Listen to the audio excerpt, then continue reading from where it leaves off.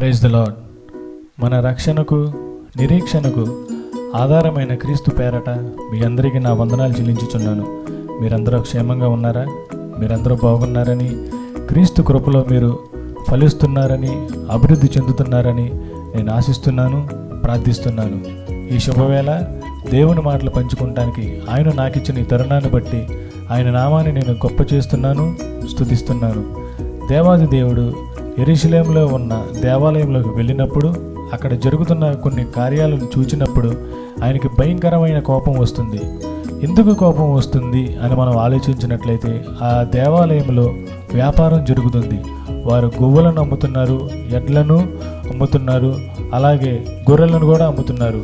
అంత మాత్రమే కాకుండా వారు నాణేలను కూడా మారుస్తున్నారు. ఈ సంగతులన్నిటినీ ఆయన చూచినప్పుడు ఆయనకు కోపం వచ్చి పక్కనే ఉన్న ఒక తాడును తీసుకొని దానిని కొరడాగా మార్చి వారందరినీ చెదరగొట్టి నాణేలు మార్చేవారి టేబుల్స్ని, అనగా నాణేలు మార్చేవారి బల్లల్ని పడద్రోసి, నా తండ్రి ఇంటిని మీరు వ్యాపార నిమిత్తం వాడుకుంటారా అని వారిని అక్కడ నుంచి పంపివేస్తాడనమాట. ఆనాడు దేవుని మందిరంలో జరిగిన సంఘటనలు బట్టి ఆయనకి ఏ విధంగా అయితే కోపం వచ్చిందో, ఈనాడు కూడా ఆయన నివసించే ఆలయమైన మన శరీరాల్లో లేక మన మనసుల్లో కొన్ని సంఘటనలు బట్టి ఆయనకి కోపం వస్తుంది. ఏంటా సంఘటనలు అంటే ద్వేషము, కోపము, క్రోధము, అల్లరి, దూషణ, సకల దుష్టత్వములతో మన శరీరాలు లేక మన మనసులు నిండిపోయాయని పరిశుద్ధాత్మ దేవుడు మనల్ని హెచ్చరించుచున్నాడు. వాటిని విడిచిపెట్టమని చెప్పడం లేదు, కానీ వాటిని విసర్జించమని దేవుడు చెప్పుతున్నాడు. ఒకవేళ మనం దేవుడు చెప్పిన వాటిని విసర్జించకపోతే, ఆనాడు ఏ విధంగా అయితే దేవుడు కొరడాతో వారందరినీ చెదరగొట్టాడో అదేవిధంగా మనల్ని కూడా చేదైన అనుభవాల్లోకి నడిపించి లేదా అగ్నిలో పుటం వేసి తన స్వరూపంలోకి మనం వచ్చేంత వరకు మనల్ని అదే పరిస్థితుల్లో నడిపిస్తాడు. ఆ పరిస్థితులు మనం తెచ్చుకోక ముందుగానే మనం జాగ్రత్త పడి ఏదైతే ఆయన విసర్జించమన్నాడో వాటిలన్నిటినీ విసర్జించుదాం.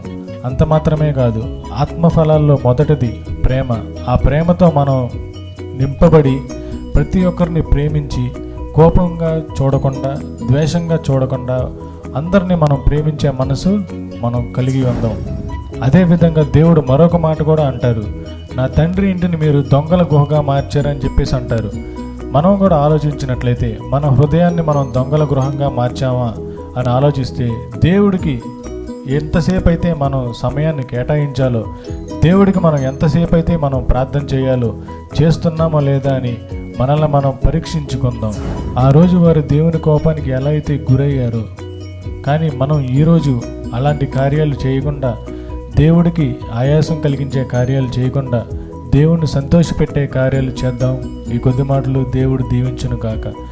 అంత మాత్రమే కాదు, ఈ మండే వేసవిలో తన చల్లనైన షకీనా మేఘం కింద మనల్ని ఉంచి తన అరచేతుల్లో మనల్ని చెక్కుకొని తన చేతిని చాపి మనల్ని దాచి తన చల్లనైన మెల్లనైన స్వరంతో మనల్ని పోషించాలని ఆ దేవాది దేవుడికి ప్రార్థన చేద్దాం. దేవుడు ఈ మాటలను దీవించి మీ కుటుంబాలను ఆశీర్వదించునుగాక. ఆమేన్.